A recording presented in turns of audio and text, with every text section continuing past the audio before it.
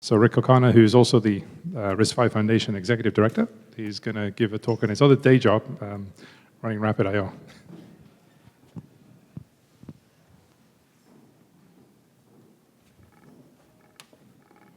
Yeah, I think I'll just use this guy. You guys can hear me?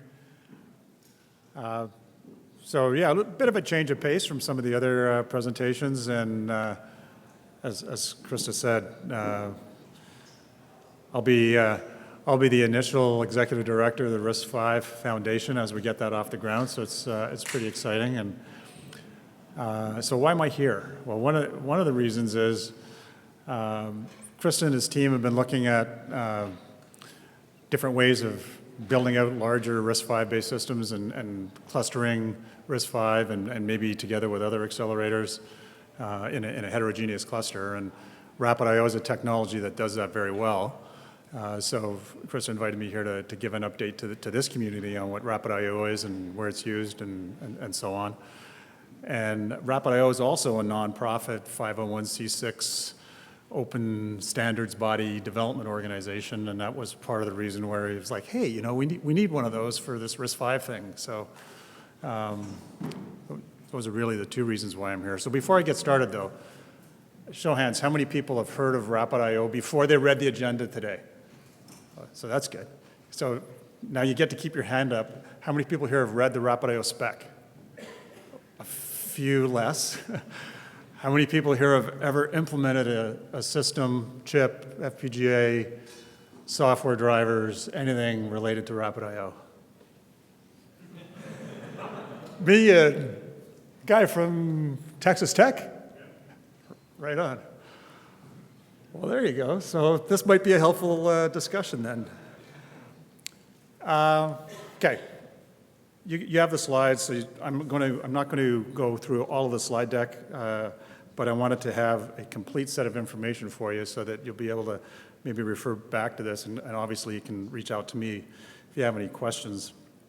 But notionally, what I've got broken down here is a little bit of an overview of the technology and where it's been, some of the markets that it's used in, and some of the committees or task groups that we have in flight with some of the work that's being done within the organization.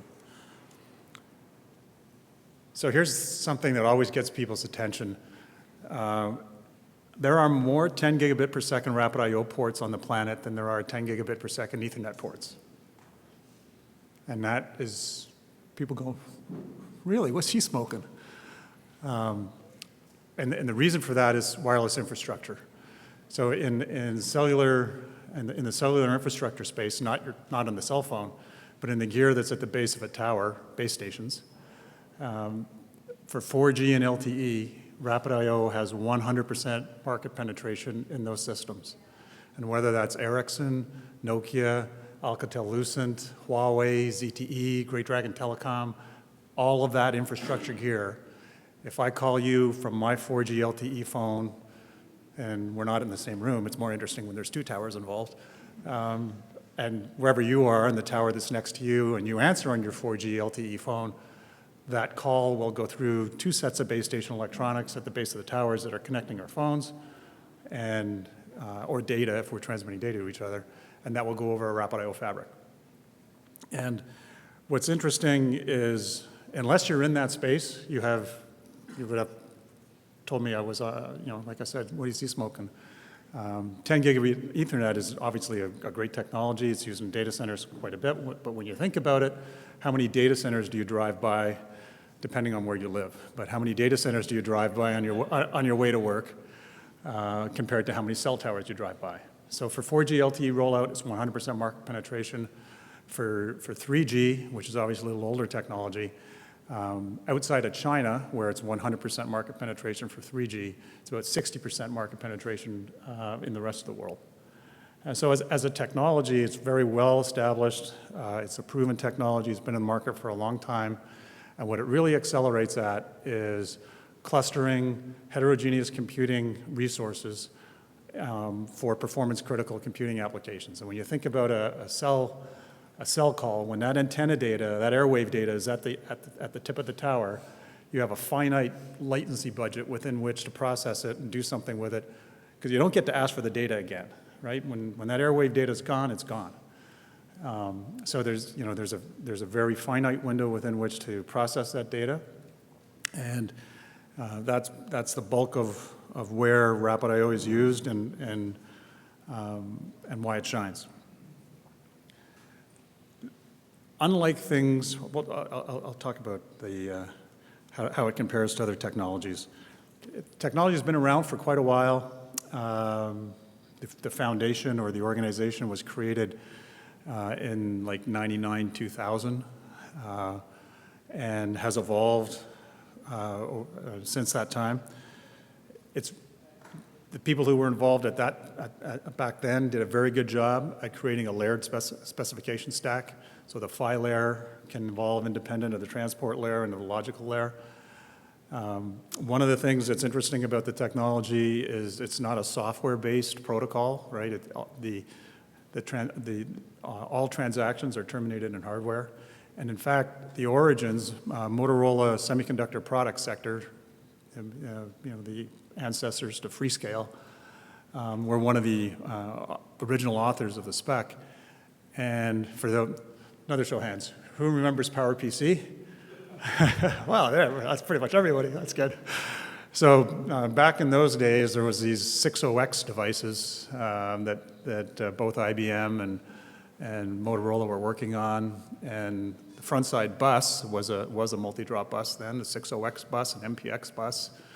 As those multi-drop buses were running out of steam, the notion was you're going to replace them with point-to-point fabric-like things. So RapidIO actually originated as a replacement to the MPX 60X multi-drop bus. So it can do things that you would expect to be able to do in a processor bus, which is why some of the RISC-V community is interested in it. In fact, it's unfortunate the IIT Madras guys couldn't be here today to talk to you about the projects that they have underway, because they have like 4 or 5 different processors they're working on that are 6. They have 6. They should have 5 RISC-V processors just for, but apparently they have 6. And they're using RapidIO as, if you will, the front side interface on those processors. And many of the things that you'd want to be able to do in a processor bus, like atomic transactions and twiddling bits and registers in the other part of the system, are supported by RapidIO. So I always get asked, okay, yeah, but I've never heard of it, so how's it compared to Express or Ethernet or InfiniBand? So here's a 10,000-foot view, sort of Reader's Digest summary of how it's the same or different. The thing to really take away is Express and RapidIO are both hardware-terminated protocols, right? No stack. You don't need a processor or a host bus adapter running TCP or an InfiniBand protocol stack to terminate a transaction. The biggest difference between something like Express and RapidIO is the origins of Express are PCI, right? A multi-drop peripheral bus, right? So you have a host processor sitting up here, that's probably IA-based, and it's God. Back in the day, it was attached to a host bridge, a north bridge, and then that was attached to a south bridge, and all the peripherals sat down below on a peripheral bus, PCI, and those peripherals were subservient to the host, right? North-south based communication paradigm, not a true peer-to-peer, any processor to any processor. In RapidIO, there is no notion of a host. At power-up, there's discovery that has to happen, and transactions go out to enumerate all the devices in the fabric and so on. But after that has occurred, there's no such thing as a host in a RapidIO system. It's a true peer-to-peer fabric. Pretty strong ecosystem, lots of interesting companies. A logo that is in the process of being put on this slide is the Aspire Lab here at Berkeley. So that's one of the other reasons why I'm here. And we have a lot of activity within the ecosystem at the chip level, at the system level, and at the software level. And like I said, it's been in production for a long time and is very well supported. one of the things that's interesting from a networking standpoint, and certainly, when I was fresh out of school, which is a few years ago now, the notion of this converged networking compute thing was happening back then. It actually probably is getting closer and closer to happening, in that the kinds of architectures that you want to have at the edge of the network are actually, other than scale, they're not that dissimilar from the kinds of the the kinds of the architectures that you want to have either in a data center or at the center of the network. I'll show you what that looks like over here, right? So having, other than size and power, having processing resources, storage resources, and acceleration resources at the edge and at the mobile end of the network, right through to the data center, other than the power budget that you've got and space budget that you've got, there's not really a lot of differences from an architecture perspective. And arguably, power it's always been a concern on the embedded side, but power is an increasingly larger and larger concern on the data center side, as we know. So if you look at it pictorially this way, from an access right through to the cloud and server side, and you sort of generically think about processing, storage, acceleration, and networking as building blocks that if you could scale them and hit the right price, performance, and power budgets along the way, wouldn't it be nice if you had a single architecture that could go up and down that scale? Well, certainly RISC-V, I think, has the potential and promise to be able to do something like that from an ISA standpoint. And from a fabric and an interconnect perspective, RapidIO very much has that capability at the heart of its specification. So some markets. Definitely interest in the data center and HPC space, and primarily from the standpoint that as we are all convinced that the performance gains of Moore's Law is kind of, we're hitting our head up against the ceiling on that one. People are starting to increasingly talk about gaining performance out of better architectures or different architectures, and heterogeneous clustering being one of those. We have a very active task group, which I'll talk about in a moment, looking at using the AXI, ACE, and AMBA, the AMBA environment with AXI and ACE. You guys know what I'm talking about here, the SoC, okay. And scaling those coherent transactions out across RapidIO. And if you paid attention to the spec stack here earlier, there in the logical layer, right in the center up here, there's a globally shared memory spec that has been part of the RapidIO stack from its inception. It's a CCNUMA-based coherence protocol that was built into the original set of standards that were released at the very beginning. I don't think anybody ever built a device that implemented it, or if they did, they didn't really see the light of day. And we're cracking the lid on that spec and looking at how to map the AXI and ACE protocols across that specification now. And we'll talk about that more in a little bit. But one of the more public implementations of a data center application that uses RapidIO is a platform called the HP Moonshot, in particular a cartridge that HP has called the M800 blade. And it uses a set of Keystone 2 TI processors that has 4 A15s and an octal set of C66 DSPs per SoC, 4 Keystone 2s per cartridge, and that gets you, 720 A15 cores and 14 some odd C66 cores, all connected together on a 2D RapidIO torus. So it's a pretty interesting heterogeneous architecture, and I don't think I have it in this slide deck. No, I don't. But there's some info on the RapidIO site if you want to go and look at a white paper from PayPal where they use this platform for fraudulent transaction detection. So if you compare that to a cell tower processing airwave data, you go, well, what do these two applications have in common? In financial transaction space, latency equals dollars, right? The longer you take to detect a fraudulent transaction, the more money you're leaking out the door. right? So it's clearly a different application, but it's a performance-critical computing application where latency is king. We've already talked about 4G LTE and the millions of RapidIO ports, for instance, so I won't spend any time here. Industrial automation and high-end computing on production floors. Anybody here know who ASML is? Those of you that are reasonably close to foundries would know them. So they probably have maybe 70 to 80% market share of wafer processing equipment, right? So every major foundry on the planet uses ASML gear in some way, shape, or form on their wafer ASML, yeah, on their wafer lines. All of ASML gear is RapidIO based, and they have probably 5 or 6 subsystems.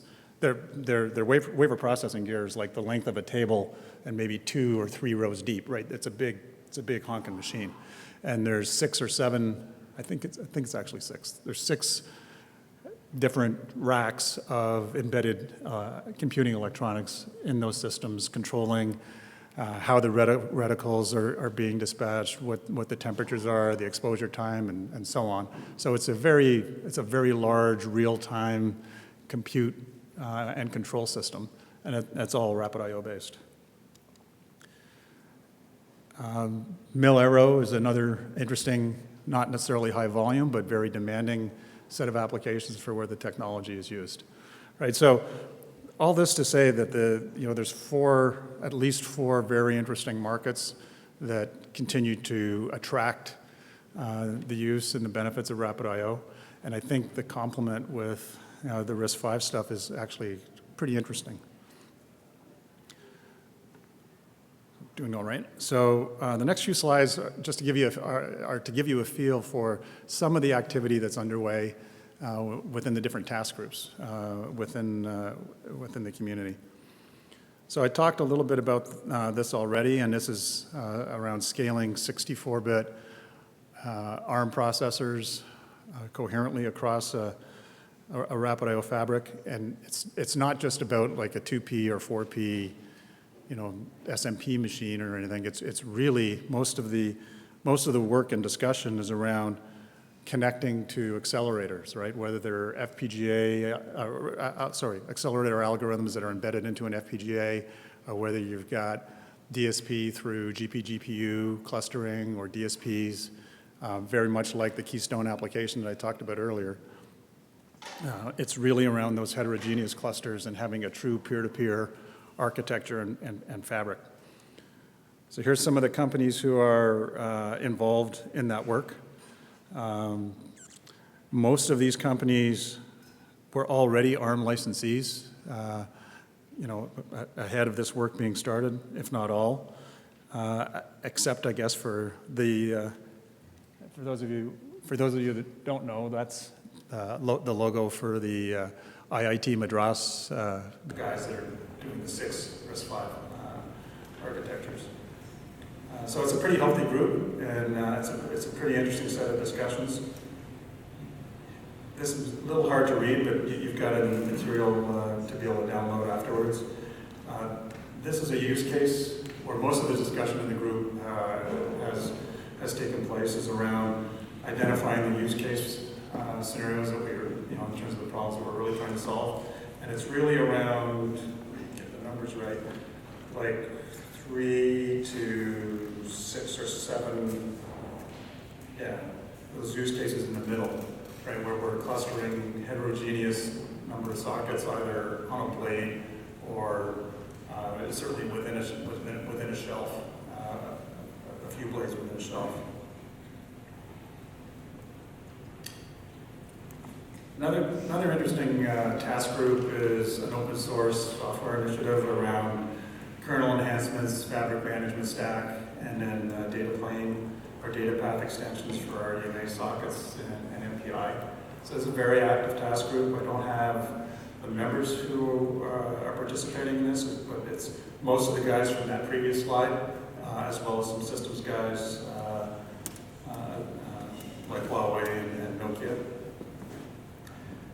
So very much, what we're doing is the yellow, is the yellow one yours? The yellow blocks is what the group is working on, and this is pretty much, it's time to shoot the engineer.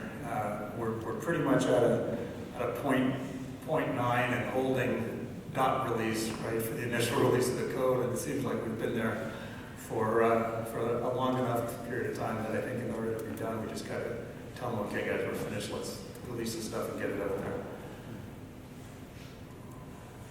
there. And we've also got an open source bus functional model that we're working on, and whether this group continues or not, most of the SoC vendors who have participated in this work in the past are increasingly relying on third-party IP, RapidIO IP vendors, and not doing any of their own specific IP development. So they're looking at, well, I don't need to participate in this open source plus functional model anymore. I'm just going to shoot my IP vendor if it doesn't work.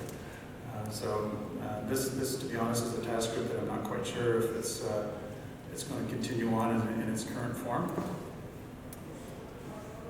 And we've got a 25 gig per lane or 100 gig per port. Most RapidIO ports are by 4 wide. And this is being worked on two fronts.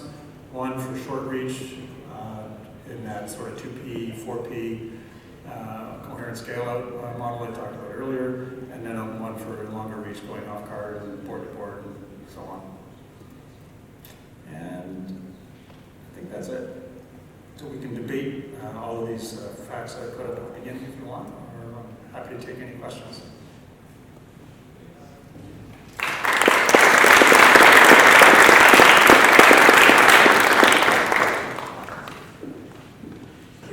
Hi, Rick. Yeah, I'm George from Intel. I'm the RapidIO of how long you build your ecosystem and what effort you take to build this ecosystem for RapidIO, such huge penetration at telecom. So I think if I've got your question right, it's how long did it take to build the ecosystem? Yeah, what you did.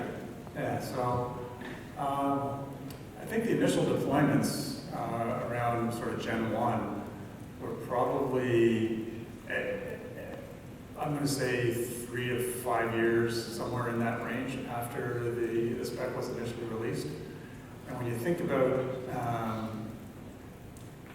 it was the wireless infrastructure space that drove the standardization of RapidIO to begin with, right? So I had a semiconductor startup that was part of it at the beginning. So that's the worst possible space to be in when you are on the front end of ultimately selling to the telcos, right? Because as you know, if I'm starting a chip today and all I've got is ideas on a napkin, my napkin to silicon at best is probably an 18 to 24 month journey, right?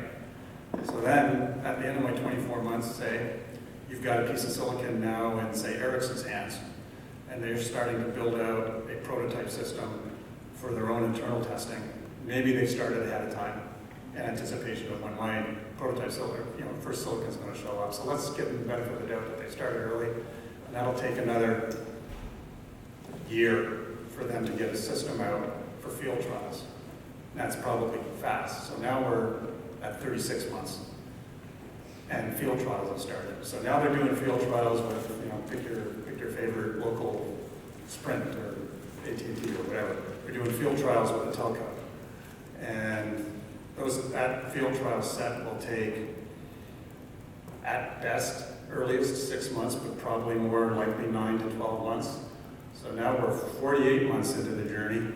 And then the field trials that the telco is doing will have produced a result, and they're ready for full-scale deployment. And by the time when they push that button, their volume ramp for that full-scale deployment is arguably another 12 months. So now we're at 60 months, 5 years, before everybody starts to get paid. Okay, so it was in that kind of range of 3 to 5 year.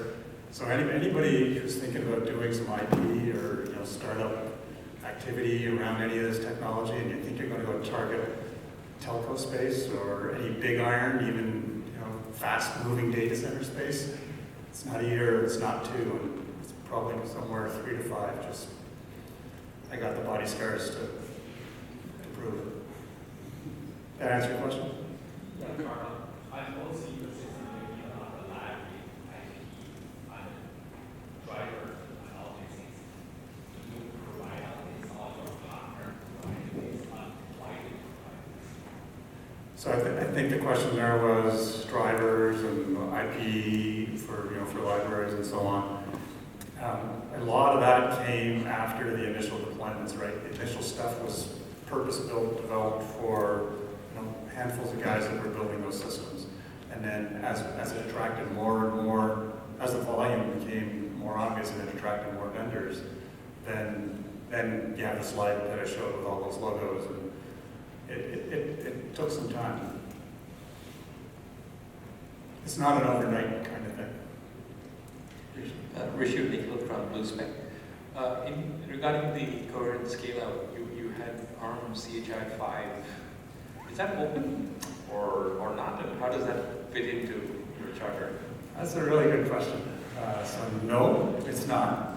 And so the question was, how does the coherent hub interface, AXI-5, fit into the open part of the charter? So the AXI-4 is ACE, right? And ARM's looking at what they're going to do with 5, but so there's folks from ARM who are basically there to keep everybody, keep us from painting ourselves into a corner.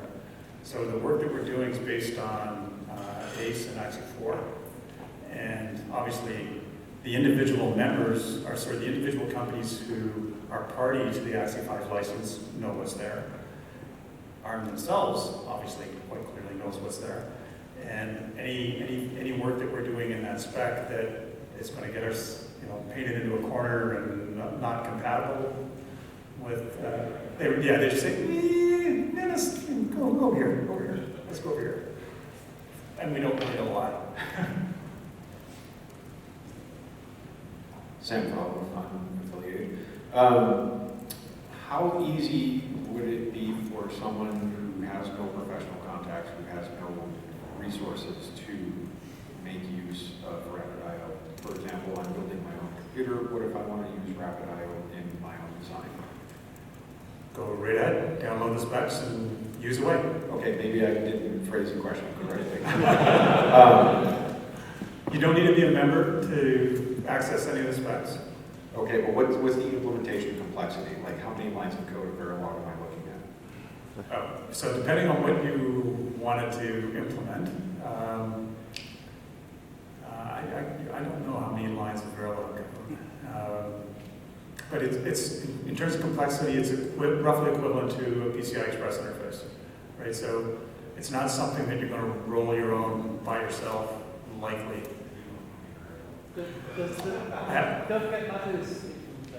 Pardon me? Matters. Yeah, and that's a good point.